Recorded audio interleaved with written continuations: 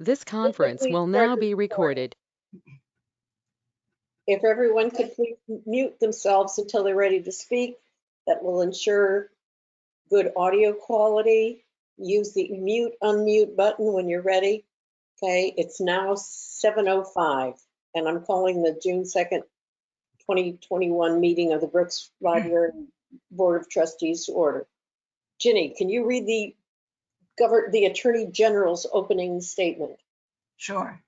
Pursuant to Governor Baker's March 12, 2020 order suspending certain provisions of the Open Meeting Law, General Law, Chapter 30A, Section 18, and the Governor's March 15, 2020 order imposing strict limitation on the number of people that may gather in one place, this meeting of the Brooks Free Library Board of Trustees is being conducted via remote participation. No in-person attendance by members of the public will be permitted, but every effort has been made to ensure the public can adequately access the proceedings as provided for in the order. This meeting is being recorded and will be shown on Channel 18 and available on demand on Channel 18's website and YouTube. Okay. Call to order. I'm Joanne Brown, the chair of the Board of Trustees. We'll start the meeting with a roll call. Linda Sabula. Present. Bill Kroll. Present. Joan McCarty. Present. Kathleen Remillard. Present. Bernadette Waystack. Present. And Jeannie Wheeler. Present. Okay, also attending are Library Director Jenny Hewitt and Assistant Director Emily Milan. The minutes of the May 5th meeting were included in your packet. Does anyone have a wish to make any corrections? Okay, can I have a motion to approve them? I'll move that we approve the minutes of May 5th. Okay, I'll second it. Joan seconded. The roll call vote. Linda Sabula. Approve. Bill Kroll. Approve. Joan McCarty. Approve. Kathleen Remillard. Bernadette Waystack. Approve. Jeannie Wheeler. Approve. And I, Joanne Brown, approve. So that was unanimous. Thank you, Linda, for taking the minutes last month. Do we have anyone with public comment? Do we have anyone who's joined us online or called in that would like to make a comment? Please identify yourself for the record and then make your comments.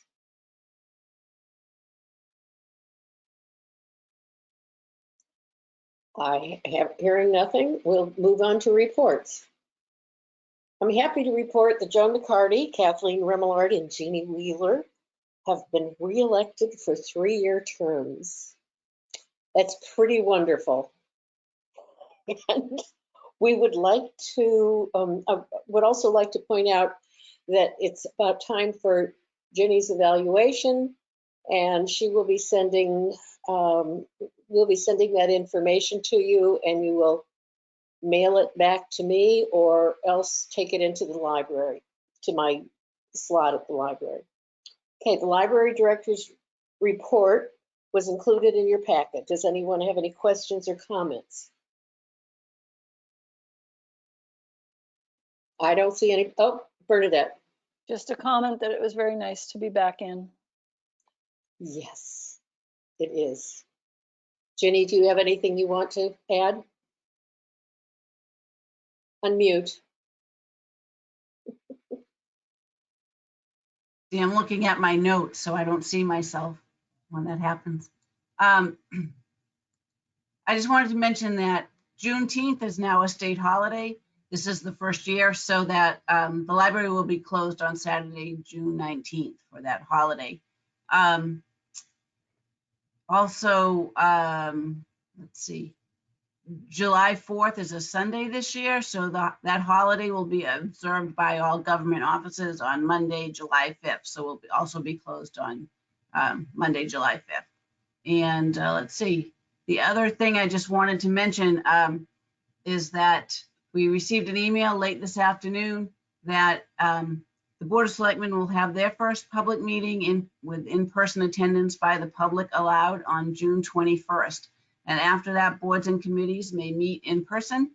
And so we will be able to have the July 7th meeting in person, location to be determined, because I believe they would still like them to be recorded. So we'll have to see. It may be easier for us to try to meet at the community center studio because I don't think there's as much demand for that. It's a regular meeting room and the finance committee and other committees have met there, but it's probably not as in demand. I'm a little concerned if we try to book the small hearing room, there's more likely to be conflicts, like we may not realize it or someone else already has our spot when we go to reserve it. So How about Three Monkeys out front, Three Monkeys on Main Street?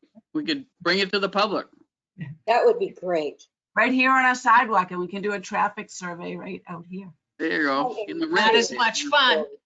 I'm looking forward to that, Yeah. wherever it is. I'll bring snacks. Okay. I'll bring treats, not snacks, treats. Definitely junk food. Oh, perfect. Okay, anything else, Jenny? No, I think that's it. Great, and happy birthday to you, Jenny. Oh, thanks. Yes, happy birthday. Emily Mylan had a report, the assistant director. Does anyone have questions or comments about her report? Other than it was very nicely done. Okay, Emily, do you have anything you want to add? I don't at this time, thank you. I know you're all very busy. Jennifer Pickett, reference librarian, and Jamie Thornton, the staff librarian, both had reports. I thought those were very nicely written. Does anyone have anything else? Okay. Building and grounds, do you have anything to report, Jeannie? Nothing. Okay, I see nothing. Linda has a question though. Linda, Thank you, Madam Chair. In Ginny's report, there was the comment about the librarians who are not returning. And can she just give us a quick status on that? You know, how serious is that? How's it going to impact service and the other librarians? Sure, it's our, what we're talking about is our substitute library assistants. So they work less than 6 hours a week on a regular basis. It's intended like a substitute teacher, but we also supplement our staffing. I believe we have 36 hours a week in normal times, you know, to fill out our normal schedule. So we're using this month to train some of the ones coming back. We lost another one this week who had just come back and trained for 3 shifts, I believe. And then with the changing requirements from the town, you know, we're opening up a little sooner and a little more than we expected to initially. And she's not comfortable coming back. So we will have some spots to fill. The difficulty in that is this is a difficult time to train people. You can bring people in and teach them how to do a patron card and how to check things in and out. But what they need experience on is what happens during the transactions when odd things happen, and what does this mean, and how do I find out why this hold isn't coming or whatever. And that kind of has to happen, you know, while you're being supervised and it's occurring. And so that's what Emily's doing a lot of this month, also training some of our substitutes who are coming back but haven't worked in 15 months. So it is what it is, but that's why we're not going back to full operations on June 15th. We don't have the staff for that. And a lot of libraries are looking for people now at the same time.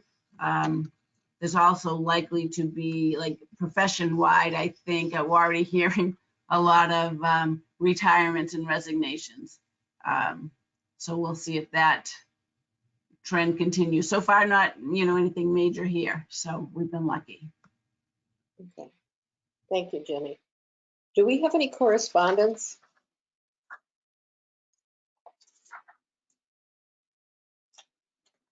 No, I didn't see it. Just a letter this afternoon about the reopening, the email. Just to tell you a little bit more about the permission to meet in person. The governor has requested to extend remote meetings until September 1st, but that hasn't been approved yet. So until they get confirmation, we have to assume that we could meet in person. Okay. But I assume, I guess I should ask you, although you do want to meet in person when we can. Yes. And if you don't, you should still be able to join remotely. That's the benefit of being in one of the meeting rooms that are set up to be recorded. So briefly, you'll be increasing hours. Sure, you know what, But I was gonna actually talk about that under resuming services. That's where we are. Okay, oh, okay. All right then. All right. So So we've been open a few weeks now and everything's going really well. The number of patrons, good number of people in, but not so many at one time that it feels crowded or people are concerned about occupancy levels. Everyone's been very happy to come back and they've been very respectful of the mask requirement, at least initially, but that has started to change. I'll talk about that more in a second. But as of Monday, June 1st, we expanded our weekday hours and we're now open. We were opening at 3 for 2 weeks, but now we're open at 1 p.m. So we're Monday to Thursday, 1 to 7 p.m. and Friday and Saturday, 10 to 4. We also removed the time limit on patron visits on June 1st with no indoor programs and with limited seating. Patron turnover should occur naturally without a set time limit. We were initially told that masks would not be required in all town buildings as of May 29th. And that's what my report to you says. But that directive was changed at the end of last week after the packets were sent out and until June 15th. So we plan to comply with that directive. It's a change for the library, but I believe it's necessary. Public expectations have changed with the CDC guidance changing and the governor ending the state of emergency. If the library was the only town building requiring masks, our staff members would have a difficult time trying to enforce this. And I really don't want them to be in that position. We're already being challenged more and more, and we've had a few outright refusals to wear a mask. We had been not allowing any medical exemptions, and where that was not the state regulation provided for medical exemptions. So basically anyone could claim a mask exemption and not need to provide proof. So it really, to me, it wasn't really a mask requirement. We were requiring that. But when the town policy changed and seeing how public attitudes are changing, I didn't think that we could continue to do that. We would be fighting the tide and it will be a long, hard summer for staff, and I just don't want them to go through that. So, our plan is to comply with that. And right now we're honoring the mask exemption because I don't think that we would have the support to try to escalate a situation with a patron, like to try to, remove them from the building or anything like that. And we're just not going to do that. We're very close to the mask requirement being eliminated. And the truth is our staff is now vaccinated. They're wearing their masks. And so they're protected, they are personally protected. And anyone coming in who's been vaccinated and is wearing a mask is also protected. So anyway, we plan to keep our current hours through the month of June. And as we just talked about, we have the month to resolve some staffing issues before we resume our full schedule of hours. So what we're looking for with our library assistants is in that training is so to get them to a place where they can perform the normal circulation functions independently again. And so if no other staffing issues arise, we should resume our pre-pandemic schedule on July 1st. And that's Monday to Thursday, 10 a.m. to 7 p.m. and Friday and Saturday, 10 to 4 p.m. And the other point I just wanted to note, over the next month, we expect that demand for curbside pickup will decline. so that by the end of June, we should be able to honor a small number of requests during our normal operating hours. We couldn't do that at the volume that we had this spring. It's two separate functions, but as the numbers go down, that will make it easier to do and allow us to do that in July. So if there are people that still really don't want to come in, we'll be able to do curbside the same way and leave their items outside for them. Will the plexiglass plates will still be in place, right? We're planning to leave those, yes. Okay. Yeah. So that will make the staff feel that much more comfortable. Yeah. And we're planning to not offer indoor programming this summer, although, you know, we may, at least to start, we may reevaluate that as we see how the summer goes. Okay. Okay, thank you. New business. Do we have any donations this month? I have some old business. Yes, Bill. First of all, I got my check. I hope everybody else did. Thank you, Jenny. And then on the, as I said last month, I was not able to attend the town meeting. Unless I'm missing it, I didn't see anything about the capital plan for the roof. Did that article pass at town meeting? Yes. Yes, Okay. it did. Yes, All it right, did. just wanted to make sure. Thanks. Okay. No other questions?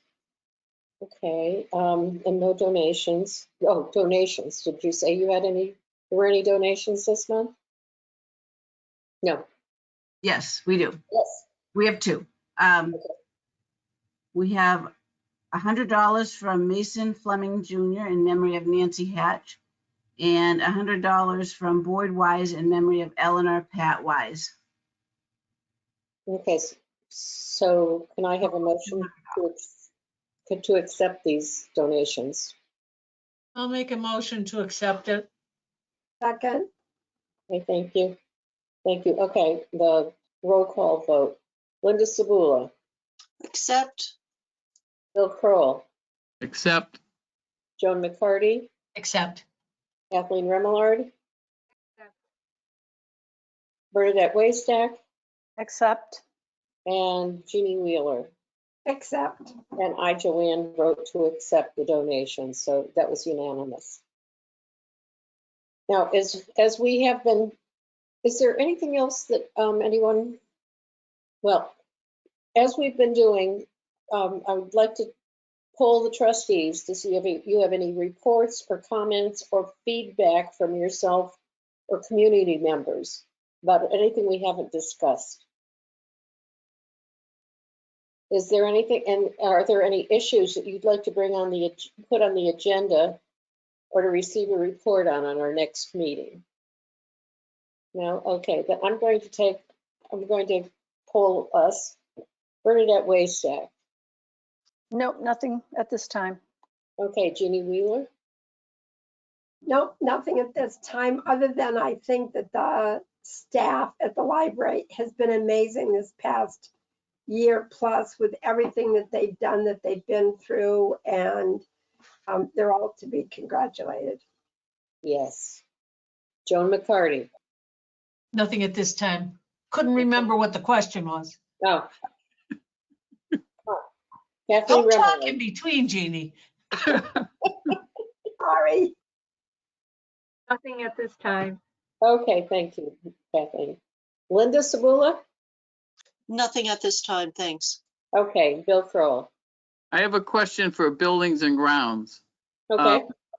Are you happy with the crosswalk situation? Is that, you think that's going to work in terms of slowing people down and making our patrons safer? Once they notice them. I was gonna say, I'm sure they've noticed it, and I hope so. I mean, I think it's an improvement, but we'll have to see. Seems to be with the stanchion in the middle of the road by the Brooks Park intersection. I think that will help, and the red stands out. Yes, it does. Mhm. Quite a bit. It'll take some getting used to, but it's a will. good step.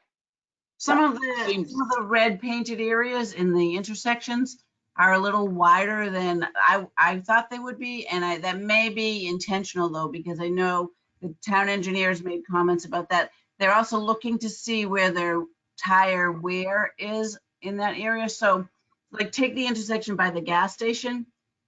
They could we could have had a project to expand the town property out, make the sidewalk bigger there. But they need to know how far they can go. What do trucks need to turn? What's the experience look like with it? So the whole idea though, a lot of people are still crossing over the red part. However, they're doing so at a much slower speed. And that is also an improvement for pedestrian safety, just the going slower. Seems to still be a lot of speed coming in from East Harwich because there's not, they call it a sense of arrival. That's what the paint is supposed to do. And it doesn't go beyond the Brooks Park intersection. So you're already at the intersection when you see that there's a median there. So something a little bit more, it's an improvement already, but yeah, there could be future improvements as well. Well, I think Emily, the red definitely slows people down.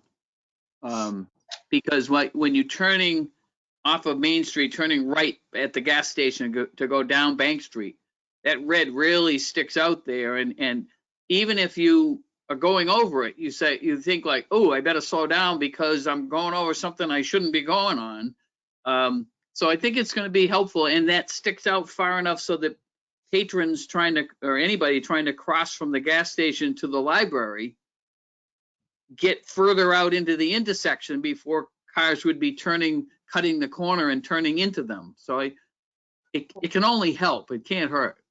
Right. Yeah, I agree. There were concerns about eliminating parking, which didn't happen. It relocated parking at the other end of Harwich Center. But when they were discussing that at the selectmen's meeting, I thought it was really important to go and talk about it because I hate to say, you might want to cover your ears, Jeannie and Joanne, but I told them that I was more excited about this project than I was about the exterior preservation project. And I felt bad saying that because we worked for 8 years to get that done. But I realized the reason I felt that way was I love the building and the history, and it definitely needed to be preserved. But this is people's lives and safety. And for a small amount of money of putting paint out there to make a difference, it shows what the traffic calming measures could do. And so it's not perfect, but it's a trial, and then we can continue to improve on it. well, that's why I wanted to ask Emily if she has noticed traffic's a little bit slower going past the library. I'm tempted to set up a GoPro that's aimed out my window to check what's happening out there. I will be honest, Joanne, and say I haven't noticed a tremendous amount of slowdown. Like Jenny said, people coming in from East Harwich aren't slowing down until they get a little bit further into town, closer to the crosswalks, like say in front of Town Hall. So I'm still seeing a lot of speeding in that direction. And the other thing that seems to be happening is people are driving slower headed towards East Harwich until they get past Bank Street. And that's when they hammer down and they go flying past the window here. It's only been a week, as more people are using the parking spaces, maybe traffic will slow down a little bit. But not seeing a major change as of yet. One of the things they try to do with that is to visually make the travel lanes look more narrow. But I'm just thinking, Emily, when you're saying going past Bank Street, they start speeding up because we have a long, wide sidewalk and the building's set back a little more. And so that's kind of probably countering it as well. Well, these things do take time. If you remember at the other end of Main Street by the church, that was not a stop sign. And so they put the stop sign in about 10 years ago. And it took me at least 6 months to a year to get used to the fact that there was a stop sign there, and I'd start to run it and then all of a sudden slam on my brakes. So I'm hoping that this will be a gradual thing, a gradual slowdown. And I Linda? think the only thing that's actually going to make any difference is going to be enforcement by the police department. Because we can put up all the signs we want, paint all the lines in the world that we want, but until people start getting tickets and start having those impact their car insurance, is there going to be actual behavioral change? A good point, or have a cruiser sitting there at the Brooks Park intersection for a while. That's what I mean, is legal enforcement, which means there's a police officer standing there and giving out tickets. The selectmen have asked for that. I think it wasn't on the agenda the way they thought it would be, so they're going to bring the chief back and discuss that in the next couple weeks. Well, we already lost one person like 10 years ago after one of our meetings, and that's one life too many Yep. already. Okay, next on the agenda, upcoming meetings and events. Well, the next trustees meeting is July 7th and at a place to be determined. So may I now have a motion to adjourn? I would be happy to make a motion to adjourn. Second, Okay. Second, Judy, thank you. Jeannie? Roll call. Linda Savula, Except, Bill Kroll, I accept, and also July 7th, I'm going to have possibly that whole week, all of my kids and 6 grandchildren here. So I may not be getting to that meeting. it depends on, what kind, yes, depends on your choice that night. Joan McCarty, Yes. Kathleen Remillard. Yeah. Bernadette Waystack, Yes. and Judy Wheeler. yes. And I vote to adjourn. It's unanimous, and the meeting is adjourned at 7:32. Is that a record? Wow. But it's great. You need to actually end the recording as well. Okay, I'm going to do that right just right now. So we're over? yes. I have Back to up. tell you